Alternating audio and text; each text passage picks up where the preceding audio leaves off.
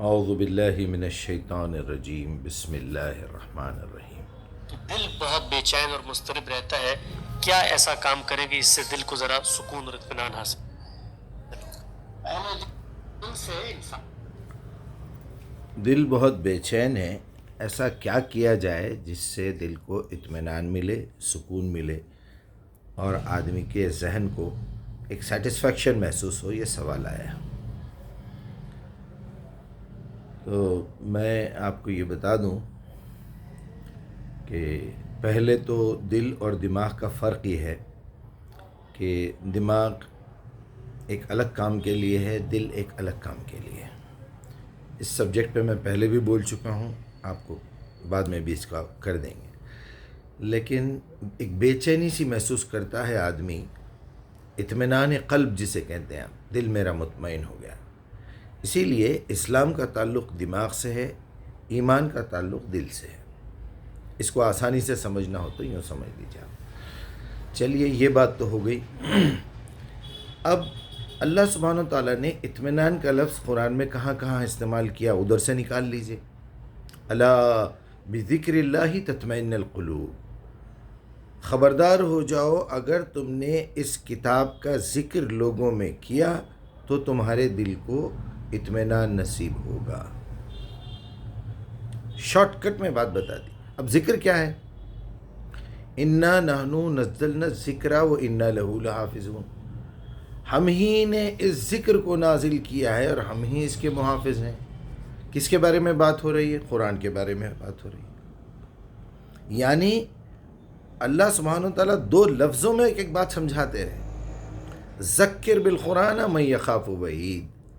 دیکھو قرآن اصل ذکر ہے، اس کے ذریعے سے نصیحت کرو گے جو دھمکی سے ڈرتا ہو، اللہ سے ڈرتا ہو نہیں، دھمکی سے ڈرتا ہو۔ اب ذکر کے بارے میں آپ کو بے شمار چیزیں مل جائیں گی۔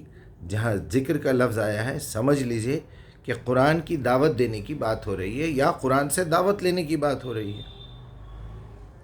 اور بے شمار مقامات پہ میں جلدی یہ ویڈیو کا جواب دینا چاہتا ہوں۔ بہت ساری میری ذہن میں بات نہیں آ رہی ہے اور میں ابھی ایک آیت کے بارے میں سوچ بھی رہا تھا۔ بہرحال اطمینان کے بارے میں ایک آیت اور میرے پاس ہے، یاد آ رہی ہے، ذہن میں ہے کہ یا ایھا النفس المطمئنہ، اے اطمینان والی نفس، جان، ارجی الی ربک راضیۃ مرضیہ، آؤ پلٹ کے پوری رضامندی کے ساتھ، پورا خوشی خوشی، کیونکہ تم نے کام ہی ایسے کیے ہیں زندگی میں اور اللہ کی مرضی کے مطابق کیے ہیں۔ یا ایھا النفس المطمئنہ ارجعی الی ربک راضیۃ مرضیہ فادخلی عبادی فادخلی جنتی، یہ اللہ کی طرف سے بیان ہے، میرے بندوں میں شامل ہو جاؤ، میری جنت میں شامل ہو جاؤ۔ اب اس کے دو حصے ہو گئے، یا ایھا النفس المطمئنہ ارجعی الی ربک، تیرے رب کی طرف۔ اب آپ دیکھیے اگر آپ دنیا میں ہیں تو یہ آدھا پارٹ جو ہے دنیا کے لیے فرشتے آپ کی روح نکالتے وقت کہہ رہے ہیں۔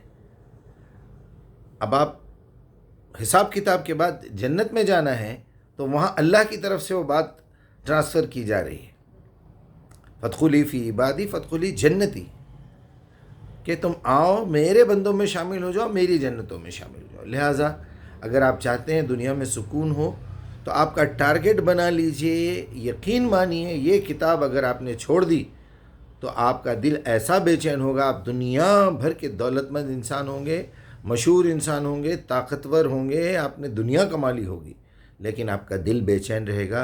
اور اگر آپ غریب ہیں، مفلس ہیں، بیمار ہیں، تکلیفوں میں زندگی گزار رہے ہیں، ایک ایک چیز کی تکلیف آپ کو آئی ہوئی ہے، آپ کا ایکسیڈنٹ ہوا ہے، آپ بات نہیں کر سک رہے ہیں، آپ کا سر پھٹا ہوا ہے، آنکھ چلی گئی ہے، اندھے ہو گئے ہیں، فالج ہو گیا ہے، لیکن اگر آپ نے قرآن کی دعوت کا کام کنٹینیوسلی کیا تو آپ کا دل مطمئن رہے گا کہ اس کے لیے ہی مجھے پیدا کیا گیا تھا کہ وما خلقت الجن والانس الا لیعبدون۔ عبادت کا صحیح طریقہ کیا ہے؟ دعوت ہے، دین کی دعوت۔ اگر میں نے دعوت دی قرآن کی تو میں نے عبادت کی، عبادت کیا تو اس کے لیے ذکر ہے۔ تو یہ سب کمپیکٹ ہے، اس کا خیال رکھیے۔ قرآن سے دور ہو جائیں گے آپ بے چین رہیں گے میرے بھائی، بے چین رہیں گے۔ آپ کو اگر سکون چاہیے تو قرآن کی دعوت دیجیے، سیکھیے، پڑھیے۔